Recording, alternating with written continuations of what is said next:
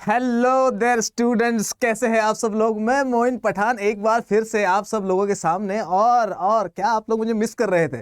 तो मिस करने की कोई ज़रूरत नहीं है। रोज़ शाम में 5:30 बजे मैं आप लोगों को यही मिलूंगा और आप लोगों के लिए लेकर आऊँगा रोज़ इंपॉर्टेंट MCQs जो कि आप लोगों को हेल्प करेगा आपके CUET एग्ज़ाम को क्लियर करने के लिए।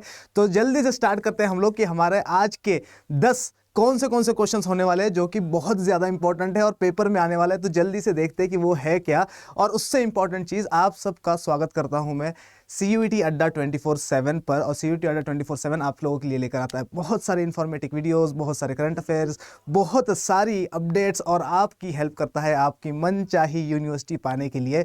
तो आइए हम जल्दी जल्दी से देखते हैं कि हमारे पास आज क्या है अपने जीतू भैया के साथ। चलिए, तो आज हम लोग करने वाले हैं हमारा डेली करंट अफेयर्स और रोज इंपॉर्टेंट 10 क्वेश्चंस में आप लोगों के लिए लेकर आने वाला हूं। और देखते हैं कि हमारे पास बिना टाइम वेस्ट करे क्या क्या चीजें हैं आज।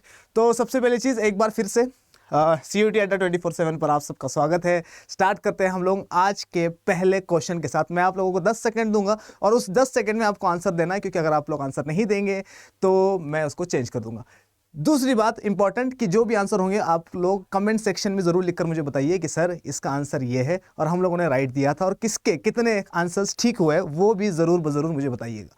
चलिए, तो स्टार्ट करते हैं हम लोग हमारे पहले क्वेश्चन से। और पहला क्वेश्चन है हमारा ये वाला हमारे टेलीविजन स्क्रीन पर। Which country became the first European country to give menstrual leave? तो मेंस्ट्रुअल लीव देने वाली सबसे पहली कंट्री कौन सी बनी है? हिंदी में भी देख लेते हैं। कौन सा देश मासिक धर्म की छुट्टी देने वाला पहला यूरोपीय देश बन गया है? ऑप्शन है हमारे पास स्पेन, इटली, हंगरी या जर्मनी। तो ये 4 देश हमारे पास है ऑप्शंस में। 10 सेकंड है आप लोगों के पास, तब तक मैं बता देता हूं आपको कि ये पहली कंट्री बनी है यूरोप की पहली कंट्री बनी है जिसने क्या किया है, जिसने मेंस्ट्रुअल लीव पीरियड्स के टाइम पीरियड में लेडीज को या गर्ल्स को लीव देने की बात करी। और ये लीव जो है वो पेड लीव होने वाली है। ऐसा नहीं है कि छुट्टी है लेकिन पैसा नहीं मिल रहा है, तो पेड लीव होने वाली है। तो जल्दी से बताइए इसका आंसर क्या होगा। तो अगर आप लोग नहीं बताना चाहते हैं तो कोई बात नहीं, मोइन भाई आपको बता देंगे कि इसका आंसर क्या होने वाला है। तो सबसे पहली चीज, ऐसी कंट्री जो यूरोप की सबसे पहली कंट्री बनी है जो क्या देगी, जो देगी menstrual leave for women that also paid leave, तो वो है स्पेन। तो स्पेन ऐसी कंट्री बनी है जिसने क्या देना स्टार्ट कर दिया है, मेंस्ट्रुअल लीव। स्पेन ने बहुत सारे ह्यूमन राइट्स के लॉज अभी पास किए, उसमें से एक लॉ ये है। और एक लॉ इसने ये भी पास किया है कि अगर किसी भी लेडी को ट्रीटमेंट करवाने के लिए डॉक्टर के पास जाना है तो इंपॉर्टेंट चीज़ कि उसको परमिशन हर बंदे को देनी पड़ेगी, जो भी उसका रिक्रूटर है या जो भी जहाँ पर भी वो काम कर रही है। तो 2 लॉज है ये। एक लॉ है सबसे इंपॉर्टेंट वाला, क्या, कौन सा ऐसा देश बना है जिसने मेंस्ट्रुअल लीव देना स्टार्ट करी है, पेड लीव देना स्टार्ट करी है मेंस्ट्रुएशन के टाइम पीरियड में, पीरियड्स के टाइम पीरियड में लेडीज को? तो इसका आंसर हमारे पास आएगा स्पेन। क्या स्पेन दुनिया का पहला कंट्री है जिसने ऐसा किया है? तो बिल्कुल नहीं, स्पेन दुनिया का पहला कंट्री नहीं है। सबसे पहले ये चीज करी थी इंडोनेशिया ने। तो एशिया ये चीज पहले ही कर चुका है, यूरोप अब कर रहा है।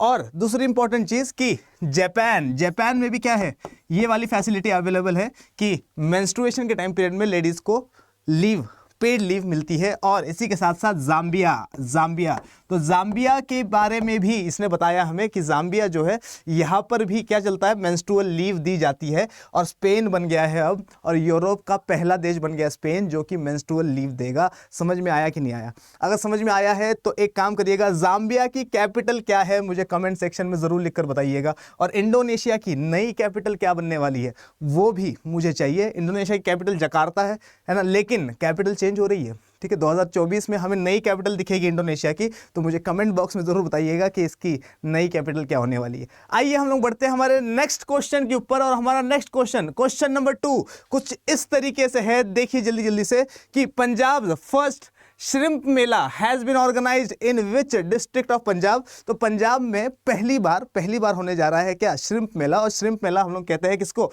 श्रिम्प मेला कहते हैं हम लोग झींगा मेला को। तो श्रिम्प या प्रॉन या झींगा, इसकी पहली बार इसका मेला हो रहा है। तो मुझे जल्दी से बताइए कि इसका मेला कहां पर हो रहा है। पंजाब का पहला झींगा मेला पंजाब के किस जिले में आयोजित किया गया है? ऑप्शन है हमारे पास फाजिल्का जिला, फिरोजपुर डिस्ट्रिक्ट, मुख्तसर डिस्ट्रिक्ट या फरीदकोट डिस्ट्रिक्ट। जल्दी से आंसर आ जाना चाहिए। और मैं आप लोगों को बता दूं कि ये क्यों किया जा रहा है? तो सबसे पहले इसका आंसर बता देता हूं मैं आप लोगों को। इसका आंसर है मुख्तसर।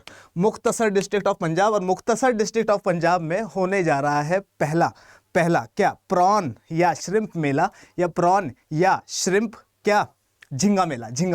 ठीक है, जैसे ये देख रहे हो आप लोग, है ना। तो अब क्वेश्चन ये है कि ये प्रॉन श्रिम्प मेला क्यों करवाया जा रहा है? इसलिए करवाया जा रहा है क्योंकि ये जो 4 डिस्ट्रिक्ट हमें दिख रहे हैं, फाजिल्का, फिरोजपुर, मुख्तसर, फरीदकोट, और इसके साथ एक और भटिंडा, ये सारे के सारे डिस्ट्रिक्ट्स साउथ वेस्टर्न पंजाब में पड़ते हैं, साउथ वेस्टर्न पंजाब में। और साउथ वेस्टर्न पंजाब जो है, यहाँ का जो वाटर है इसमें सॉलिनिटी लेवल ज़्यादा है, मतलब नमक बहुत ज़्यादा है, जो कि एग्रीकल्चर के लिए ठीक नहीं है। तो यहाँ पर एग्रीकल्चर कम होती है। अगर एग्रीकल्चर कम होती है, इसका मतलब इकोनॉमी जो है डाउन हो जाएगी फार्मर्स की। तो फार्मर्स की इकोनॉमी को बूस्ट करने के लिए इनको बोला गया कि भैया टेंशन मत लो, हम तुम्हें सारी की सारी इंफॉर्मेशन देंगे अबाउट क्या, झींगा मेला, अबाउट श्रिम्प्स, है ना। और आप लोगों को करना है क्या, आप लोगों को करना है श्रिम्प एग्रीकल्चर। और श्रिम्प जो है ये बहुत ज़्यादा खाया जाता है, कहाँ पर, इंडिया में भी और आउटसाइड इंडिया भी, और बहुत ज़्यादा एक्सपोर्ट होता है। तो अगर ये लोग श्रिम्प की एग्रीकल्चर कर लेंगे तो क्या हो जाएगा, जैसे सेरीकल्चर करते हैं हम लोग, किसके लिए, सिल्क के लिए, उसी तरीके से अगर श्रिम्प एग्रीकल्चर कर ले, और हम लोग क्या करते हैं, श्रिम्प एग्रीकल्चर में श्रिम्प को पैदा करें बहुत ज़्यादा और इनका एक्सपोर्ट करें, तो हमारे पास मनी बहुत ज़्यादा आ जाएगी और फार्मर्स की इकोनॉमी हाई हो जाएगी। तो आम आदमी पार्टी ने ये वाला एक नया इनिशिएटिव लिया है पंजाब के फार्मर्स के लिए। अगर समझ में आ गया है तो दिखाइए मुझे अपने गंदे गंदे अंगूठे, और अगर नहीं आया है तो भी, अगर इसके बारे में और जानकारी लेनी है तो भी मुझे कमेंट करके बताइए कि सर इसके बारे में और चीज़ें बताइए। तो 2 क्वेश्चन हम लोगों ने कर लिए हैं। आइए जल्दी से बिना टाइम वेस्ट करे हम लोग बढ़ते हैं हमारे तीसरे क्वेश्चन पर। आइए देखते हैं। तो तीसरा क्वेश्चन हमारे टेलीविजन स्क्रीन पर कुछ इस तरीके से है, who recently declared that he will resign as World Bank president. तो वर्ल्ड बैंक प्रेसिडेंटशिप से कौन बंदा है जो रिजाइन करने वाला है? हिंदी में पढ़ लेते हैं। हाल ही में किसने घोषणा की कि वह विश्व बैंक के अध्यक्ष पद से इस्तीफा दे देंगे? तो विश्व बैंक के अध्यक्ष पद से कौन बंदा इस्तीफा देने वाला है? इनमें से क्या हमारे पास ऑप्शन है, Jim Yong Kim, George David Woods, David Malpass या लिविस प्रेस्टन। तो इनमें से जल्दी से बताइए मुझे कि इसका आंसर क्या होने वाला है। क्या आप लोगों को इसका आंसर आता है? तो इसका आंसर मैं बता देता हूं आप लोगों को। इसका आंसर है डेविड मालपास।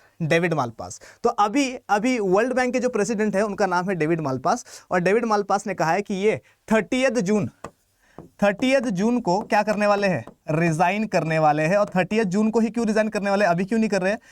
क्योंकि जो फाइनेंशियल किसका, financial year of world bank का जो फाइनेंशियल ईयर है वो खत्म होता है 30 जून को, और 1 जुलाई से स्टार्ट हो जाएगा दोबारा से, 1 जुलाई से दोबारा से स्टार्ट हो जाएगा क्या, 1 जुलाई से स्टार्ट हो जाएगा नया फाइनेंशियल ईयर। तो इन्होंने पहले ही बता दिया कि मैं जो हूँ रिजाइन करने वाला हूँ। लेकिन इनका ये देखिए, ये है हमारे कौन, डेविड मालपास, और ये डोनाल्ड ट्रंप है। तो डोनाल्ड ट्रंप जो हमारे फॉर्मर प्रेसिडेंट थे यूनाइटेड स्टेट्स ऑफ अमेरिका के, इन्होंने ही इनको अपॉइंट किया था 2019 में। तो 2019 से लेकर 2023 इनका टाइम पीरियड होने वाला है। तो 4 साल इन्होंने काम किया, और इनका काम बहुत इंपॉर्टेंट है as a United Nations president, क्योंकि इनके टाइम पीरियड में हम लोगों ने 2 बड़ी चीज़ें देखी है। एक हम लोगों ने देखा क्या, हम लोगों ने देखा है रशिया और यूक्रेन का वॉर, और दूसरी इंपॉर्टेंट चीज जो हम लोगों ने देखी है इनके टाइम पीरियड में वो है क्या, वो है कोविड-19 का पैंडेमिक। तो इसमें इन्होंने बहुत इंपॉर्टेंट रोल प्ले किया है, और इसी वजह से हमें पता चलता है क्या कि ये इंपॉर्टेंट बंदा जिसका नाम है डेविड मालपास, ये कर रहा है अब रिजाइन। तो 3 क्वेश्चन हमारे हो गए। जल्दी से बिना टाइम वेस्ट करे मोइन भाई आपको लेके जाएंगे अब क्वेश्चन नंबर 4 में। देखिए क्वेश्चन नंबर 4 हमारे टेलीविजन स्क्रीन पर क्या है। तो क्वेश्चन नंबर 4 हमारे टेलीविजन स्क्रीन पर कुछ इस तरीके से है, who has been recently named as the new army vice chief. Army का नया वाइस चीफ कौन बना है?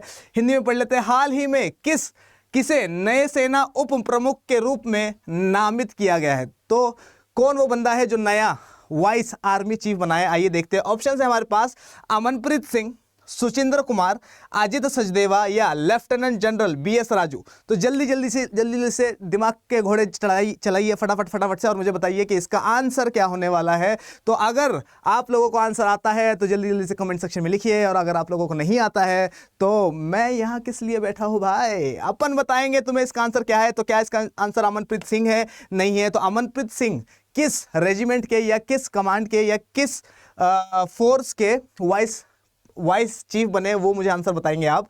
अजित सचदेवा ऐसे नाम का कोई बंदा नहीं है, भाई का इन्वेंशन है ये। और लेफ्टिनेंट जनरल बीएस राजू भी नहीं है। तो इसका आंसर है सुचिंद्र कुमार।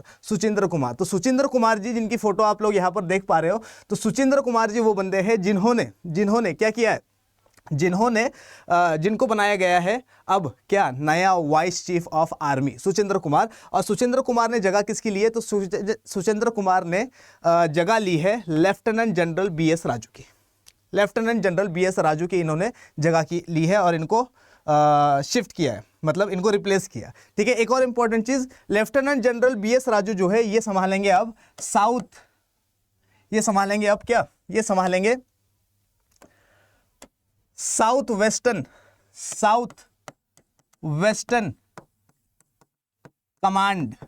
वेस्टर्न कमांड संभालेंगे ये इंडियन आर्मी की, जो कि जयपुर में है। तो जयपुर में इनको एज अ कमांडर पोस्टिंग मिल चुकी है। ठीक है, तो हम लोगों ने देख लिया इसका आंसर क्या है, सुचिंद्र कुमार है, और इन्होंने रिप्लेस किया है बीएस राजू को। कोई दिक्कत है क्या?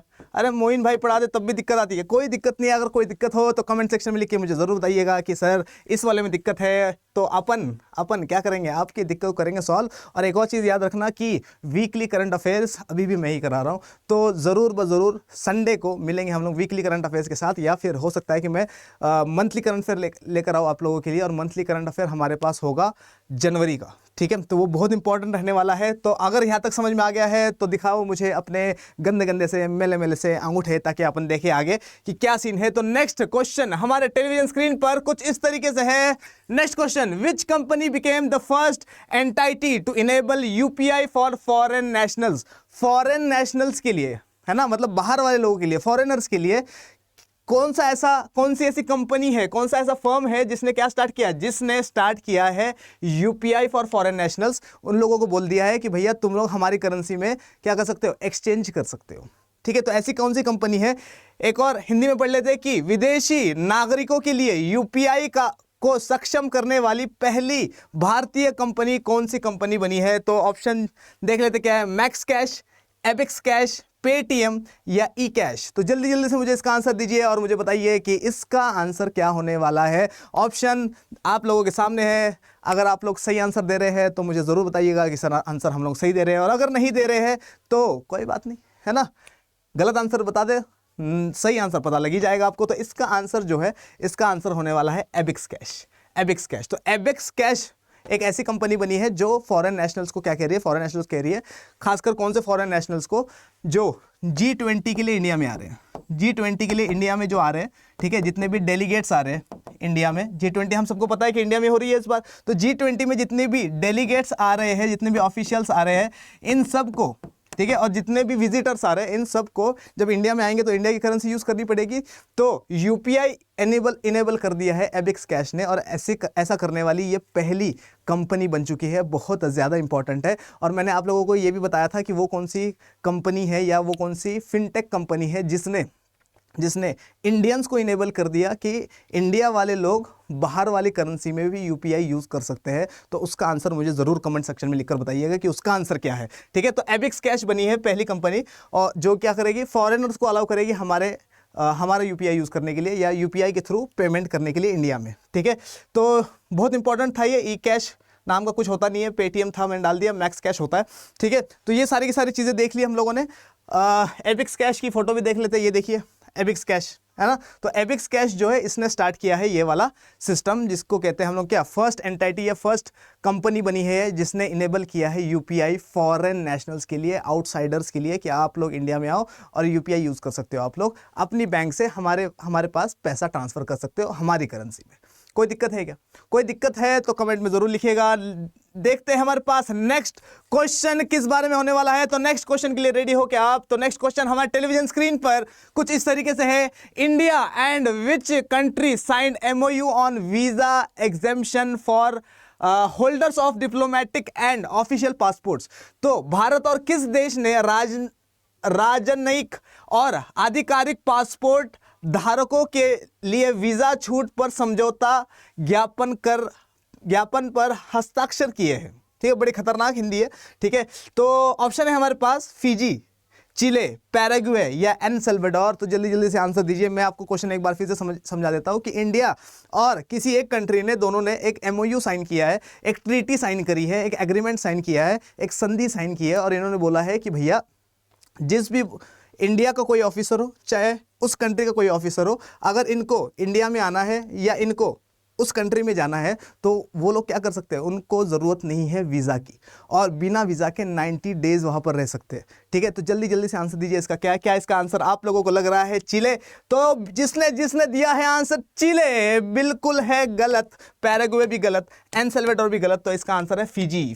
फिजी की कैपिटल क्या है, ज़रूर मुझे कमेंट सेक्शन में बताइएगा कि फिजी की कैपिटल क्या होने वाली है। और ये हमारे एक्सटर्नल अफेयर्स मिनिस्टर है जिनका नाम है S जयशंकर, आपने देखा होगा। और ये बंदा जो हमें दिख रहा है, ये है फिजी का प्रेसिडेंट या प्राइम मिनिस्टर। ठीक है, तो इनका नाम है रबुका सितिवेनी रबुका।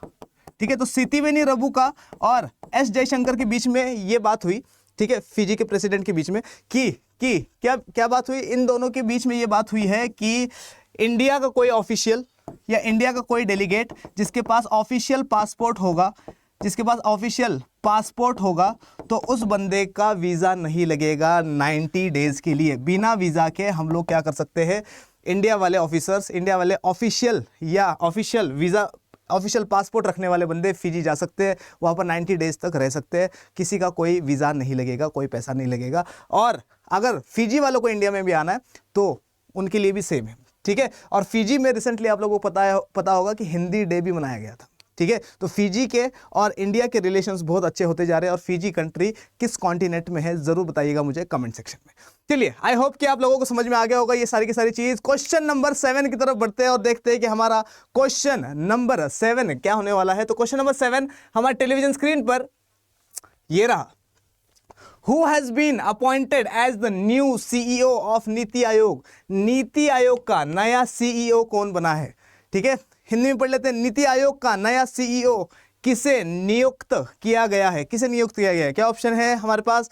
अमनप्रीत सिंह, BVR सुब्रमण्यम, रोशन सिंह या सुचेंद्र सिंह। तो जल्दी जल्दी से आंसर दो और मुझे बताओ कि इसमें से क्या होने वाला आंसर, किस बंदे को नीति आयोग पता है हम सबको, क्या? National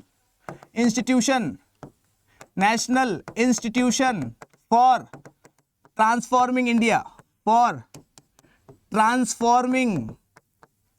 India.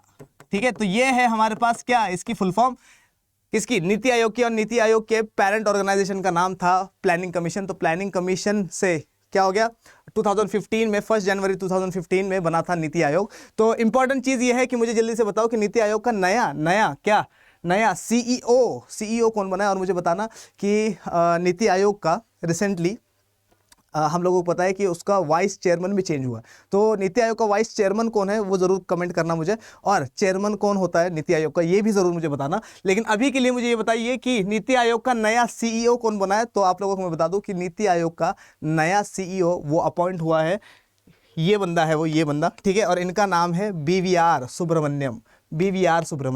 तो ये हमारे पास आंसर हो जाएगा। अमनप्रीत सिंह वैसे ही नहीं हो सकते, और सुचेंद्र सिंह हमें अभी पढ़ के आए हैं कि ये वाइस चीफ बने हैं आर्मी के। रोशन सिंह मेरे दोस्त का नाम है।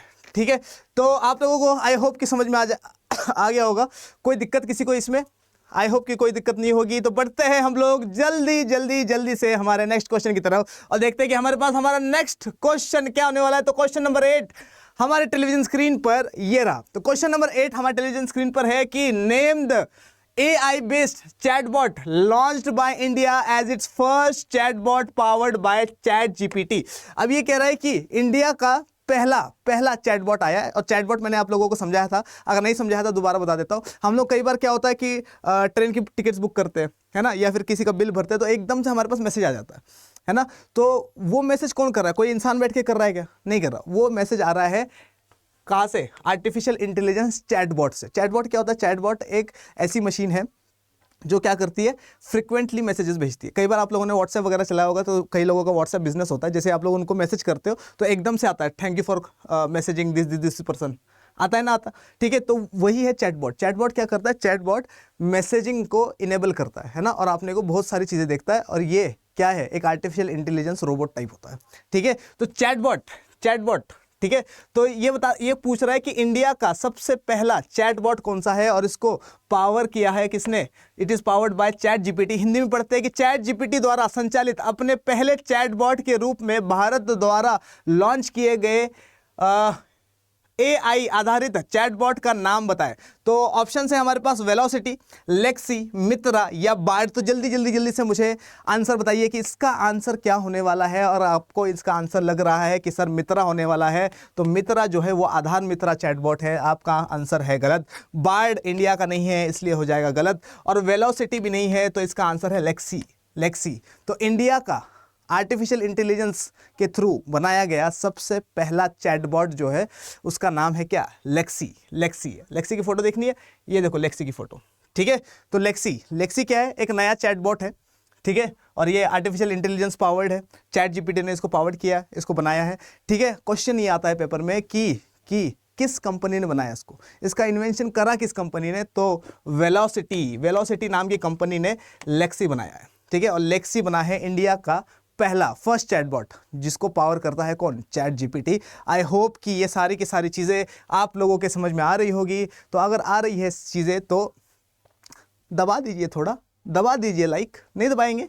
चलो आगे बढ़ते हैं और देखते हैं कि हमारे पास नेक्स्ट क्वेश्चन क्या है। तो नेक्स्ट क्वेश्चन हमारे टेलीविजन स्क्रीन पर ये रहा, क्वेश्चन नंबर 9 है कि who among the following legendary Indian footballer passed away at 86 की एज में एक बहुत लेजेंडरी फुटबॉलर थे हमारे, ठीक है, जिसका नाम ये पूछ रहा है कि वो कौन बंदे थे। इनकी फोटो भी दिखा देता हूं मैं आप लोगों को, ये बंदे हैं, ठीक है, और ये जैसे दिख रहे हैं इससे खतरनाक खेलते हैं, ठीक है। तो ये बहुत ही लेजेंड बंदे हैं, इनके बारे में बहुत इंफॉर्मेशन बताने वाला हूं मैं आप लोगों को। लेकिन मुझे ये बताओ कि ऐसा कौन सा फुटबॉलर है, ऐसा कौन सा बंदा है जो अभी 86, जो कि एक लेजेंडरी फुटबॉलर था और अभी 86 की एज में इनकी डेथ हो गई है। तो जल्दी से मुझे बताइए, निम्नलिखित में से किस दिग्गज भारतीय फुटबॉल खिलाड़ी का 86 वर्ष की आयु में निधन हो गया है। ऑप्शन है हमारे पास चुन्नी गोस्वामी, तुलसीदास बलराम, PK बैनर्जी या सैयद अब्दुल रहीम। तो जल्दी से फटाफट से बताइए कि मुझे इसका आंसर क्या होने वाला है। तो इसका आंसर हमारे पास है क्या,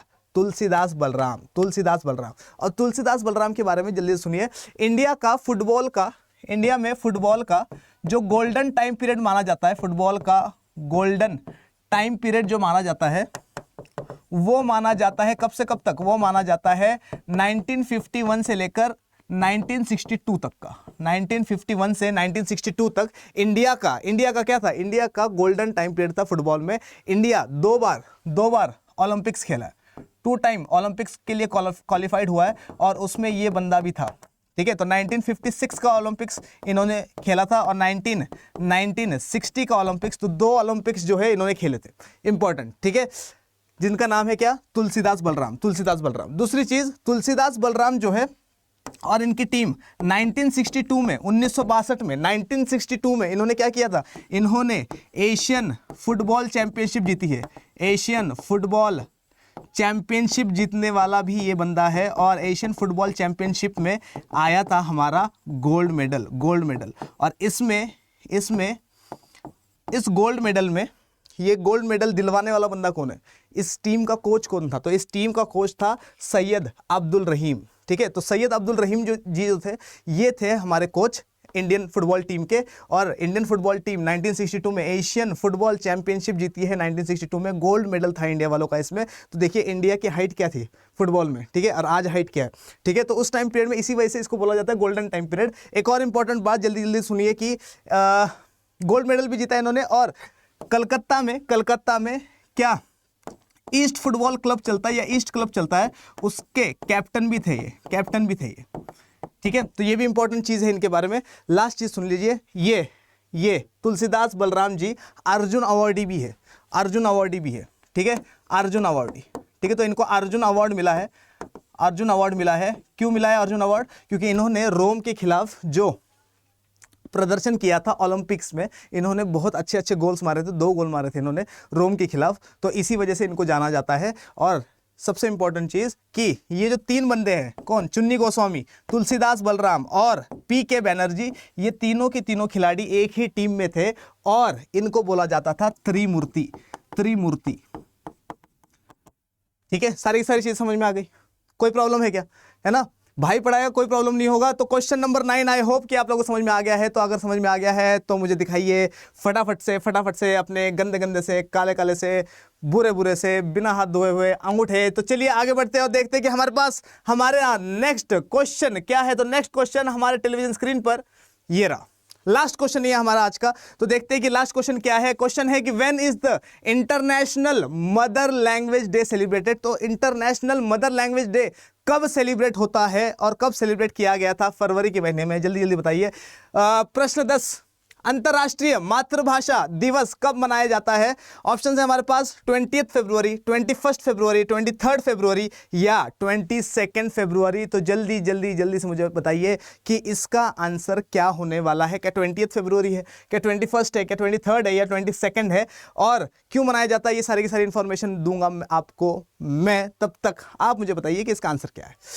चलिए चलिए चलिए जल्दी जल्दी से तो बता दूं, 10 सेकंड हो गए, ठीक है। तो मैं बता देता हूं आप लोगों को कि इंटरनेशनल मदर लैंग्वेज डे, मातृभाषा दिवस मनाया जाता है हर साल 21 फरवरी को, 21 फरवरी को, ठीक है। इंपॉर्टेंट है और इसको हम लोग कब से मना रहे हैं? बहुत टाइम से मना रहे हैं, 1999 या 1992 के आसपास से मना रहे हैं। तो इंपॉर्टेंट है ये। दूसरी चीज़, क्यों मनाया जाता है ये, और इसकी थीम क्या है? पहले तो थीम देख लो।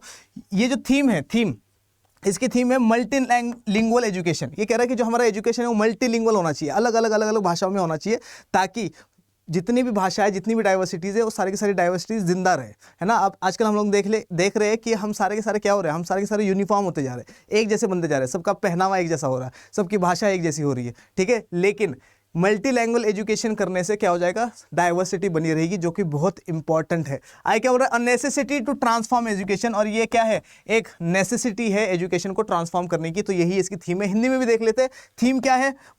बहुभाषी शिक्षा को बदलने की आवश्यकता, ठीक है। तो ये इसकी हिंदी में थीम है। और इंटरनेशनल मदर लैंग्वेज डे जो है 21 फरवरी को मनाया गया था। और देखिए ये एक पंछी बनाया हुआ है, और इस पंछी में जितने लैंग्वेजेस हो सके उतने लैंग्वेजेस लिख चुके हैं, और एक ही मैसेज दिया है। किस चीज़ का? शांति का, अमन का, ठीक है, पीस का। देखिए इधर पीस, ठीक है। अगर आप लोग देखेंगे हिंदी में शांति, अगर उर्दू में देखेंगे अमन, है ना। हिंदी उर्दू हमेशा साथ में चलती है, ठीक है। तो ये सारी की सारी इंफॉर्मेशन हमारे पास मिलती है। और मदर लैंग्वेज डे क्यों मनाया जाता है? इंटरनेशनल मदर्स लैंग्वेज डे मनाया जाता है ताकि डाइवर्सिटी बरकरार रहे, है ना, ताकि सारे के सारे कल्चर से हम लोगों के दिलों में प्यार रहे। और बस इसके बारे में इतना ही है। आई होप कि आपको सारे के सारे क्वेश्चन समझ में आ गए होंगे। अगर कहीं पर भी आपको कोई प्रॉब्लम है और कोई चीज़ आपको समझ में ना आई हो तो कमेंट सेक्शन में डाल के ज़रूर बताइएगा। मैं उसके ऊपर या तो वीडियो लेकर आऊँगा, या फिर नेक्स्ट वीडियो जो हमारी कल होने वाली है उस पर मैं ज़रूर आपको बताऊँगा कि इसका मतलब आपके डाउट जो है मैं सॉल्व करूंगा। तब तक के लिए अच्छा, एक लास्ट चीज कुछ बचा है क्या? लास्ट चीज हमारे पास है कि क्या ये कोड दिख रहा है आपको, है ना, अड्डा 24/7 का उल्टा है जो Y24/7 या Y742, ठीक है। किसी भी बैच के लिए अगर आप एनरोल कर रहे हो, खास करके टॉपर्स बैच के लिए या महापैक के लिए, तो अगर आप लोग ये वाला कोड यूज़ करोगे तो आपको मिलेगा एक बम्पर डिस्काउंट। मैंने यूज़ किया था और मुझे 21% का डिस्काउंट दिखा रहा था। तो अगर आप किसी भी बैच में एनरोल करना चाह रहे हो तो ज़रूर ये कोड लगाइए। और अड्डा 24/7 के CUET चैनल को करिए सब्सक्राइब, लाइक, मुझे दिखाइए बहुत सारा प्यार, मेरी वीडियो करिए शेयर अगर आपको पसंद आई हो तो। तब तक के लिए मोइन पठान आप सब लोगों से कहता है जय हिंद।